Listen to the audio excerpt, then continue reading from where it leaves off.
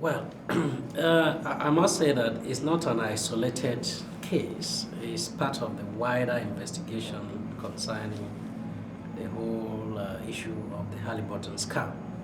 And one thing is that the evidence is coming in piecemeal, and we deal with the evidence as it comes. And the people who have been taken to court so far are those against whom evidence have been established. And now we are comfortable with the fact that Dick Cheney presided over Halliburton at the time that a bulk of these infractions took place, and we're of the view that he has questions to answer concerning the bribe. Ours is to take people to court. We don't decide on the culpability or otherwise of anybody. So for now, we can only say that we believe that he has a case to answer, and that is why he's being charged to court. Nigeria doesn't have arrest powers in another jurisdiction, where jurisdiction ends within Nigerian borders. But there are established legal principles in dealing with these issues. If there is a fugitive in any country, there are processes which you have to follow in getting him to stand trial. Let's put it practically. Supposing Dick Cheney is invited to speak in Nigeria for a different occasion, or invited to an event in Nigeria, would you go arrest him? And sure. In that circumstance, we have the power to arrest him. In that case, it's within Nigerian borders, and he will be eligible to be arrested. We deal with raw facts. The facts that are on the streets are different from what investigators work with.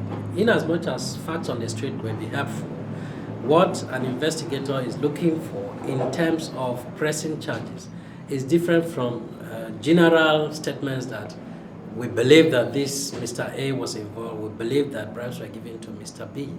And so I don't want to work on the basis of the information that is in the public domain. Much as that would be helpful, we don't work with that exclusively. And in any case, as I said, the facts in this case are emerging given their international nature. Some of these bribes went through several jurisdictions, and we are working on it, and we get facts as they come in. As more individuals against whom this case will be established, more will be brought to court. So for now, I don't want to mention individuals just because they are in the public domain, and so we should just believe that they are involved. So we deal with facts, and we believe that we'll get there when the facts become very manifest. How is the EFCC going to handle itself in the next election, especially, for example, in Delta State? Well, one thing is certain. We are not involved in politics, and we have no political responsibility under the law setting of the EFCC. However, we are performing a very key responsibility in sanitizing our polity. What I can say that we are doing. What we are doing is even in the public domain.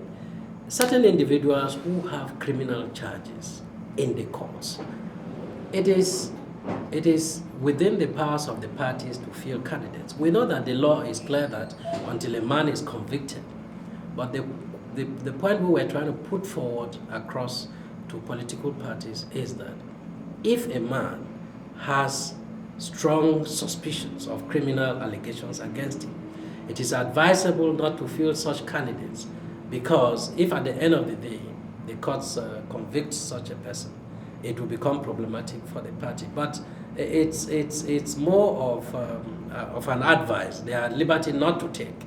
I'm sure you are referring to the so-called advisory list. Yes. Actually, what happened was the EFCC did not issue any advisory list. The list that was talked about is what is already there in the internet and is updated. Once we take you to court, we update the list. But we believe that the political parties are going to do the right thing. They are going to field people who are unblemished and people who have the right character and the pedigree to deliver the goods of good governance come 2011.